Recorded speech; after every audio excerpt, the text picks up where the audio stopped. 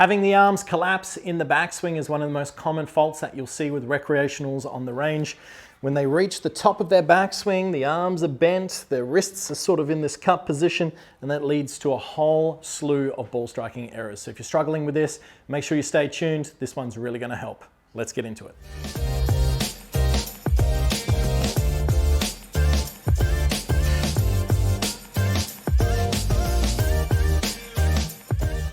Thanks for tuning in, guys. Kerrod here once again at the beautiful Joondalup Resort. Please go down below, click subscribe, click that little bell so you don't miss out on any of the great content coming your way for the rest of the year. All right, so let's get stuck in today's lesson.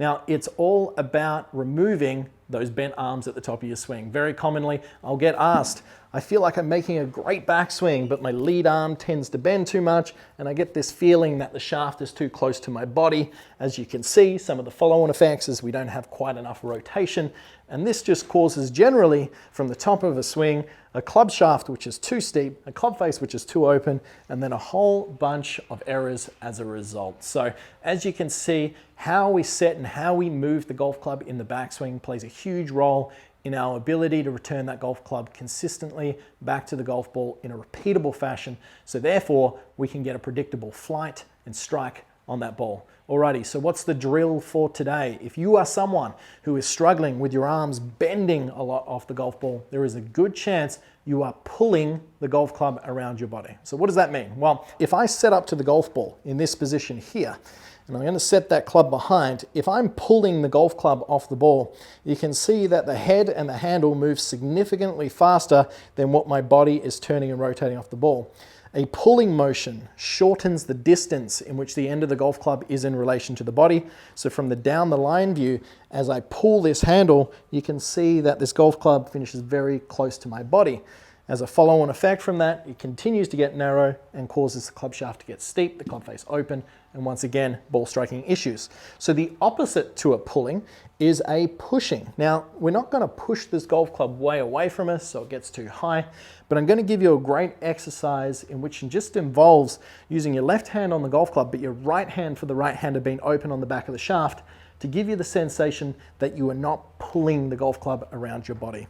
So from the address position here, I want you to take your normal setup, and then from there, you're just going to open your trail hand, the right hand for the right hander, still in the same position as that you would hold the golf club, but you're going to take your fingers completely off. So you can see it's just running up the lifeline of my hand. From here, what I want you to do is just slowly and consciously make a backswing. Now, as you're doing that, the one point of focus is keeping that palm on that thumb.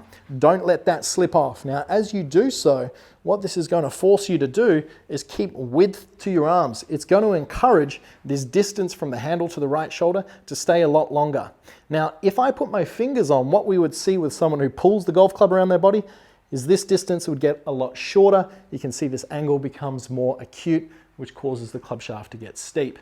So as I set up from the down the line position, I'm getting that right hand feeling up against the thumb.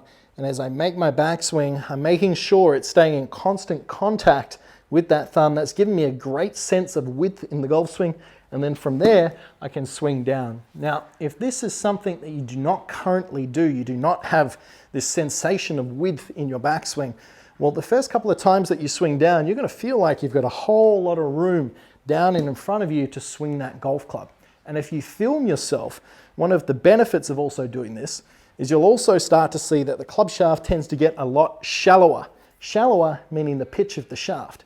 If I was to pull and bend my arms, by the time I start swinging down, we get this little lightning rod action here where the shaft is pointing too vertical, and that causes my body and arms to have to compensate in certain ways to hit the golf ball through hand-eye coordination. So to eliminate all those compensations, get the right hand for the right hander open on the back of the shaft. Feel like it's staying in contact with that thumb. Put your grip back on, swing through. That'll give you a great sensation of keeping width and structure to your arms. And if you're someone who's struggling with pulling their arms around the body, it's frustrating you, you can't keep that left arm straight, this is an excellent exercise for you. So I hope you've enjoyed today's video. Please go down once again, click subscribe, click that little bell. But until next time, I'm Kerrod. Thanks for watching.